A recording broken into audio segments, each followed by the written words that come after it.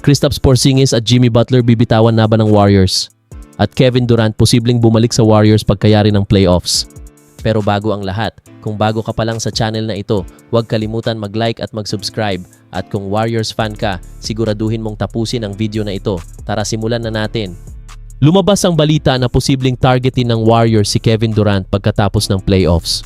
Hindi ito official trade pero isa itong malakas na speculation na umiikot ngayon sa NBA world. At alam naman natin, kapag ang Warriors ang pinag-uusapan pagdating sa big moves, hindi yan basta chismis lang. Dahil ang goal ng team ay simple, i-maximize ang natitirang prime ni Curry. Hindi na bago ang tandem na ito. Naalala nyo ba nung panahon ng 2017 champions, 2018 champions, halos unstoppable na offense? Yan ang era kung saan halos walang makatalo sa Warriors. At ang susi, Curry gravity plus KD scoring. Kahit ngayon, si Kevin Durant ay isa pa rin sa pinaka-elite scorer sa liga.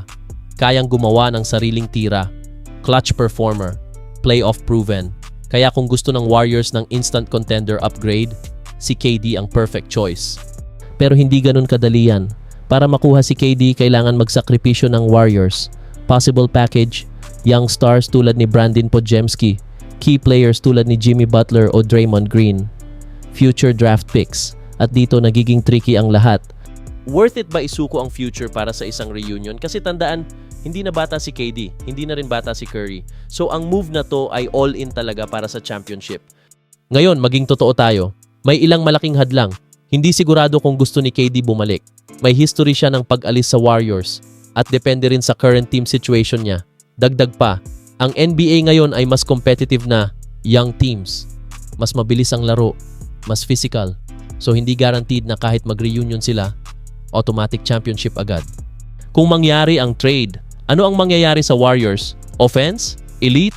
Experience? Sobrang taas. Pressure? Sobrang bigat. Pero ang biggest question, kaya ba nilang makipagsabayan sa bagong generation ng NBA? At kung hindi mag-work, pwede itong maging isa sa pinakamalaking risk sa history ng franchise.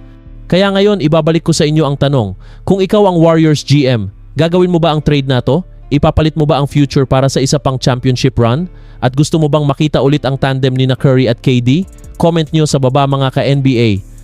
At ngayon, sa latest reports, patuloy na umiikot ang trade rumors kay Jimmy Butler kahit na bahagi pa siya ng Golden State Warriors. Hindi ito simpleng chismis lang kasi may mga legit dahilan kung bakit pinag-uusapan ang posibilidad na i-trade siya. At kung iisipin mo, dapat ba talaga siyang i-trade? O masyadong maaga? Isa sa biggest reason kung bakit nagiging questionable ang future ni Butler sa Warriors, ang kanyang injury. Nagkaroon siya ng ACL injury na nag-end ng kanyang season. At alam naman natin, ang ACL injury ay hindi biro. Maraming players ang bumabagal, nawawala ang explosiveness, at minsan, hindi na bumabalik sa dating all-star level.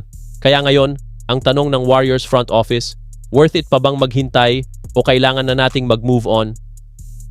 Ngayon, hindi lang injury ang problema. Malaki rin ang kontrata ni Butler. Isipin mo to, mahigit $50 million per year ang sahod niya. Kung ikaw ang Warriors, injured ang player. Hindi sigurado ang comeback. Pero sobrang laki ng bayad. Parang ang hirap i-justify, di ba? At dito na pumapasok ang salitang trade value. Ngayon, ito ang pinaka-interesting part. Hindi lang basta gusto i-trade si Butler. Posibleng ginagamit siya bilang key piece sa isang blockbuster deal. Bakit? Dahil sa NBA, kailangan mag-match ang salary sa trades. At dahil malaki ang kontrata ni Butler, pwede siyang maging ticket para makuha ang mas malaking superstar. Imagine this, paano kung gamitin siya para makuha ang isang MVP level player o isang mas batang superstar na swak sa timeline ni Stephen Curry? Dito nagiging exciting ang lahat. Mga ka-NBA, real talk lang, hindi na bata si Steph Curry. At kahit isa siya sa greatest shooters of all time, hindi natin maiiwasan ang katotohanan na pa-end na ang kanyang prime years. Kaya ang Warriors kailangan mag-decide. Option 1, maghintay kay Butler na bumalik sa full strength. Option 2, i-trade siya now para makuha ang mas ready na star. At sa totoo lang, sa bilis ng NBA ngayon, hindi na uso ang maghintay. Ngayon, ikaw ang tatanungin ko. Kung ikaw ang GM ng Warriors, itataya mo ba ang future mo kay Jimmy Butler na galing sa injury? O ite-trade mo siya para bigyan si Steph Curry ng last shot sa championship? Comment down below mga ka-NBA. At ngayon, sa gitna ng lahat ng yan, nandyan si Porzingis, isang player na may potential pero hindi pa guaranteed na mananatili sa team. Pag-usapan natin kung bakit napakalaking bagay nito. Si Kristaps Porzingis ay hindi ordinaryong big man. Kaya niyang mag-block ng shots, kaya niyang tumira sa labas, stretch big. May height at length na bihira sa NBA. Sa modern NBA, ang ganitong klaseng center ay sobrang valuable. Pero ito ang twist, free agent siya. Ibig sabihin, pwedeng-pwede siyang kunin ng ibang team. Ngayon pasok ang New Orleans Pelicans, isang team na loaded sa talent pero may malinaw na problema. Kulang sa legit center, kulang sa rim protection, kulang sa floor spacing sa big position at dito papasok si Porzingis. Imagine this, isang big man na kayang magbukas ng spacing, kayang protektahan ng rim at pwedeng mag-fit sa system ng Pelicans. Kung mangyari to, biglang tataas ang ceiling ng team. Pero may risk. Hindi naman lahat perfect. Kasi kung oo, matagal na siyang superstar na walang question mark. Ang problema?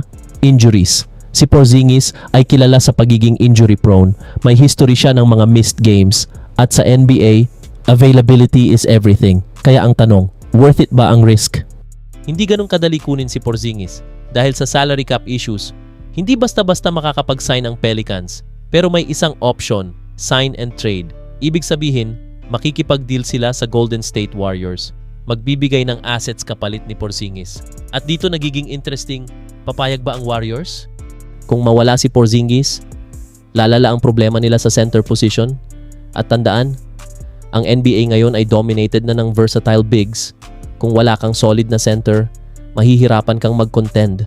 Kaya malaking decision to para sa Warriors front office. Isipin natin ito mga ka-NBA. Scenario 1, mananatili si Porzingis sa Warriors. May stability sa front court, pero kailangan pa rin ng consistency. Scenario 2, mapunta siya sa Pelicans. Big upgrade para sa Pelicans. Potential contender agad. At dito papasok ang malaking tanong. Sino ang mas makikinabang? Kaya mga ka-NBA, sa sitwasyon ngayon, ang Golden State Warriors ay nasa crossroads. Ang New Orleans Pelicans ay naghahanap ng missing piece. At si Kristaps Porzingis ang nasa gitna ng lahat. Ngayon gusto kong marinig ang opinion nyo. Kung ikaw ang Pelicans, susugal ka ba kay Porzingis kahit injury prone siya? At kung Warriors fan ka, okay lang ba sa'yo na pakawalan siya? Comment nyo sa baba, pag-usapan natin yan. At yan ang matitinding balita ngayong araw. Jimmy Butler at Porzingis alis na kaya sa Warriors? At Kevin Durant babalik pa kaya sa Warriors? At kung nagustuhan nyo ang video na ito, huwag kalimutan mag-like at mag-subscribe. Peace out!